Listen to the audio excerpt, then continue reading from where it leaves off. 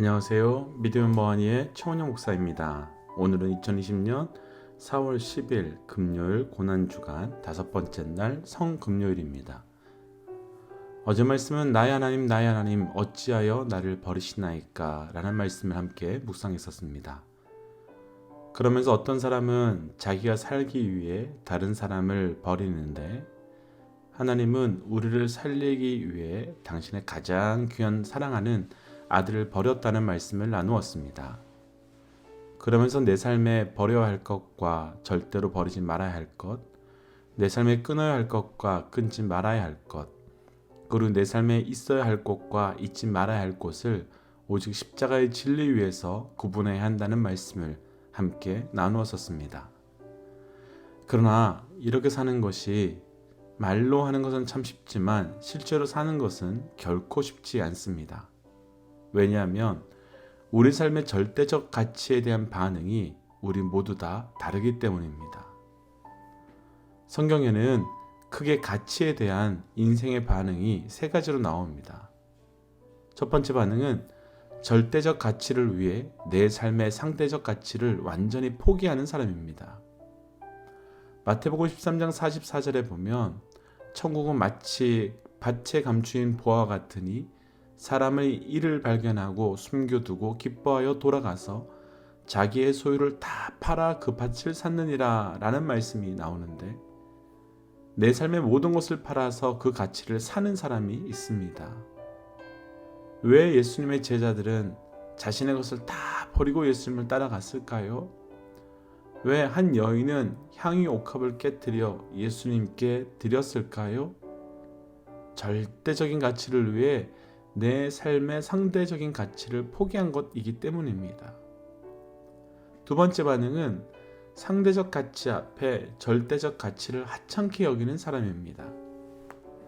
에서는 어느 날 사냥을 하고 집으로 돌아왔습니다. 그때 야곱이 형 에서에게 팥죽을 주며 장자권을 팔라고 말합니다. 그 사건에 대해서 창세기 25장 34절은 후반부에서 에서가 장자의 명분을 경홀히 여겼더라 라고 기록합니다. 뭐가 그렇게 잘못된 겁니까? 하나님이 주신 것을 하찮게 여긴 겁니다. 그 어떤 것과도 비교할 수 없는 절대적인 것을 상대적인 것으로 바꿔버린 겁니다. 세 번째 반응은 상대적 가치 앞에 절대적 가치를 팔아버리는 사람입니다. 가룟 유다는 예수님의 제자였습니다. 그런데 그는 돈 몇 푼 때문에 예수님을 팔아버립니다. 그 돈이 뭐가 그리 중요하다고 예수님을 파느냐 할 수 있지만 절대적 가치를 모르는 사람에게는 그저 하찮은 것일 수밖에 없고 당장에 먹고 살기 위해 그것을 팔아버리는 겁니다. 그러면 우리 한번 질문해 보고 싶습니다. 교회는 절대적 가치인가요? 상대적 가치인가요? 복음은 절대적 가치인가요? 상대적 가치인가요? 예수는 절대적 가치인가요? 상대적 가치인가요? 이 시대는 절대적 가치, 그까짓 것 없어도 잘 살 수 있으니 상대적 가치를 따라가자고 세상은 우리를 끊임없이 속입니다. 그래서 목회자나 선교사님들이나 평신도르나 할 것 없이 교회에서나 선교지에서 복음으로 돈을 벌고 자기 명예를 높이려고 하는 사람들도 있습니다. 그런데 우리 예수님은 인간에게 있어서 가장 가치 있다고 말할 수 있는, 아니 무엇과도 비교할 수 없는 절대적 가치라고 할 수 있는 생명을 별것 아닌 것 같은 죄 많은 나를 위해 포기하셨습니다. 나 아니어도 충분히 이 땅에 사람 많은데 나를 위해 포기하셨습니다. 오늘은 우리의 삶이 상대적 가치에서 절대적 가치로 완전히 변화되는 날입니다. 그래서 성금요일, 가장 아프고 힘든 오늘이 영어로는 굿 프라이데이라고 하는 겁니다. 오늘 그 은혜가 우리에게 있기를 축복합니다. 그래서 오늘 함께 나눌 찬송은 찬송가 50장 내게 있는 모든 것을 함께 찬양 나누겠습니다.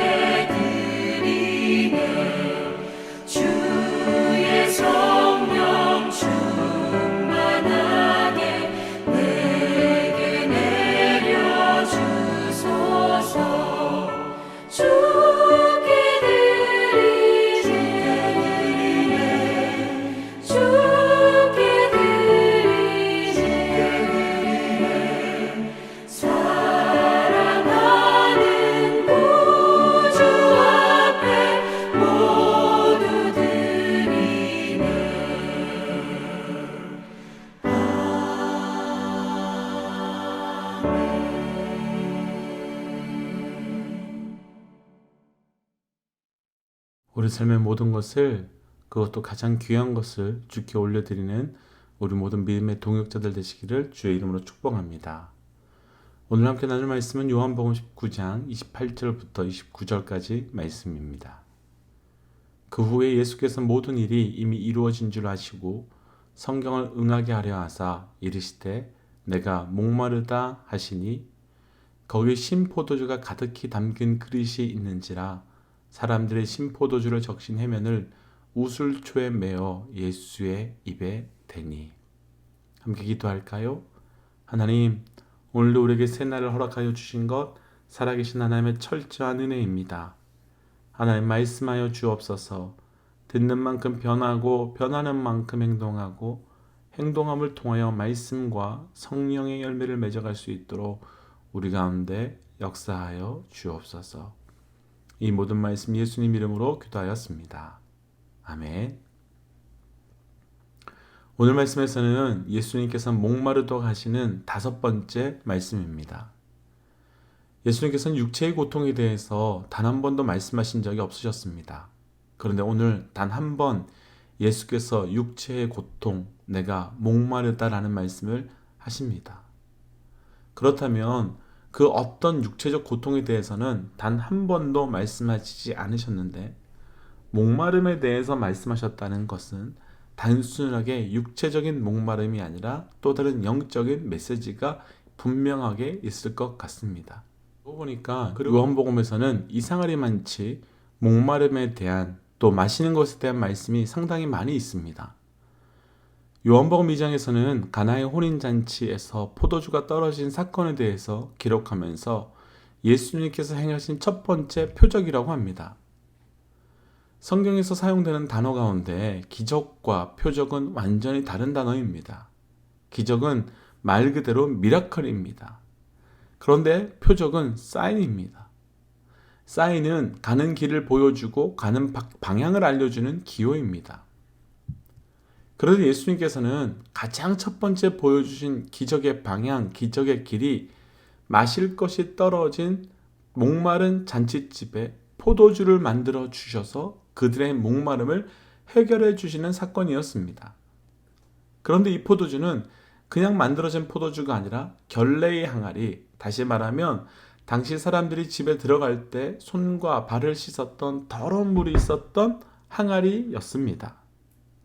그 더러운 물과 같은 존재, 그리고 버려지고 마실 수 없는 그 물을 예수님께서는 세상 그 어떤 것과도 비교할 수 없는 맛있는 포도주로 만들어 주셨습니다.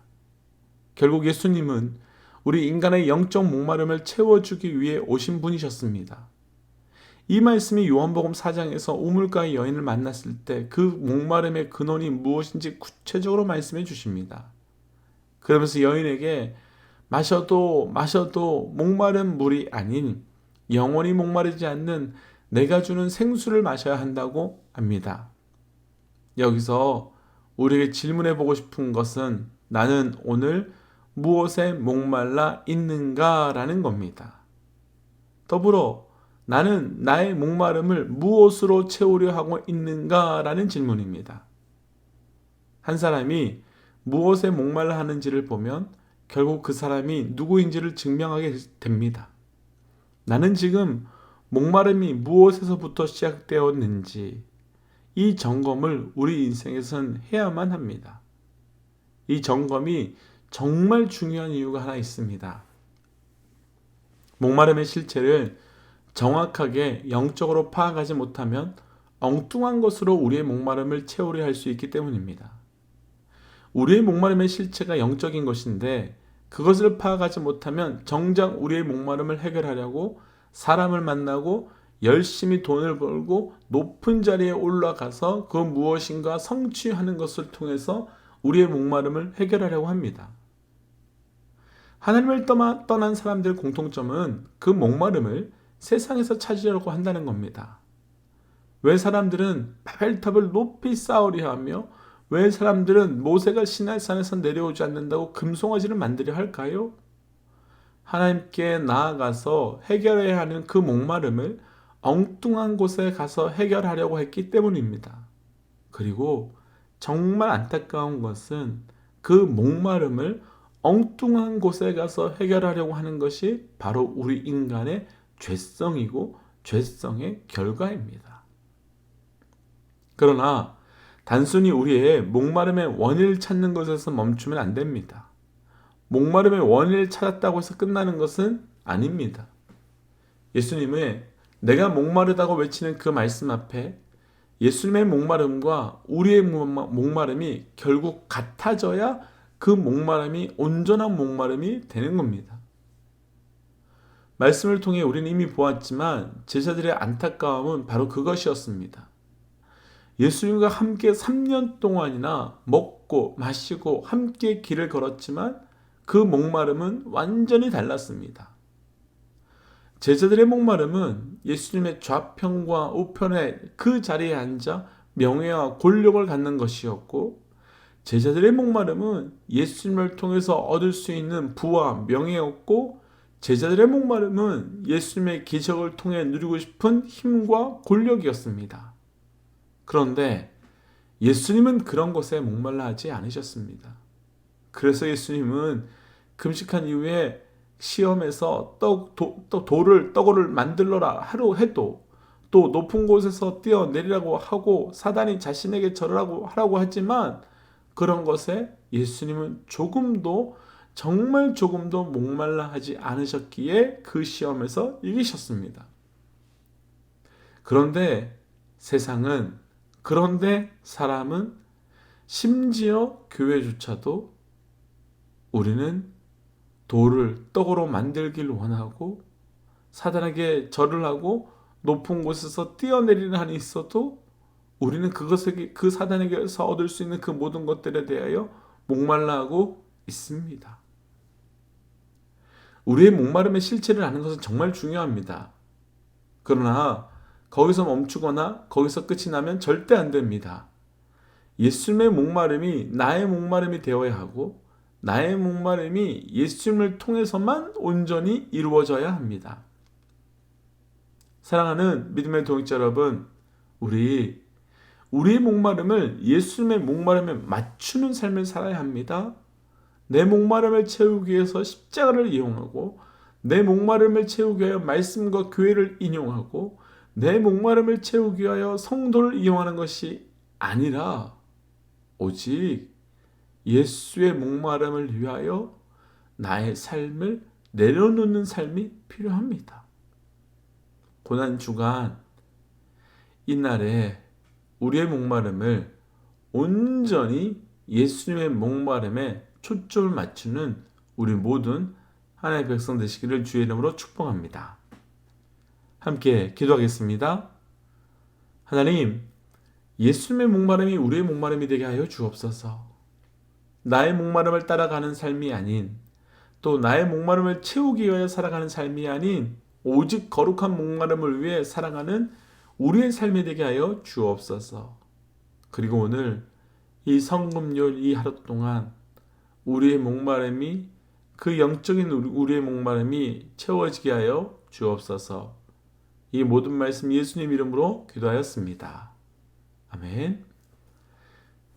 사랑하는 믿음의 동역자 여러분, 오늘은 우리 인생 가운데 또 주께서 우리를 위하여 십자가 지신 성금요일입니다. 이번 주 내내 광고 드리긴 했지만 오늘은 성금요일 예배가 오후 8시 유튜브 채널을 통해서 함께 드릴 예정입니다. 어제 한 가지 부탁이 있었습니다.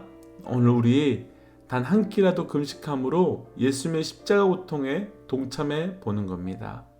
그리고 그 시간에 지금 코로나로 인하여 어려움을 당하고 있는 수많은 나라와 민족을 위해서 또 특별히 이때를 위하여 애쓰고 있는 여러 의료진들을 위해서 더불어 이때를 통해서 하나님께서 우리에게 주시고자 하시는 그 분명한 메시지가 무엇인지를 분별케 하기 위해서 기도해 주십시오.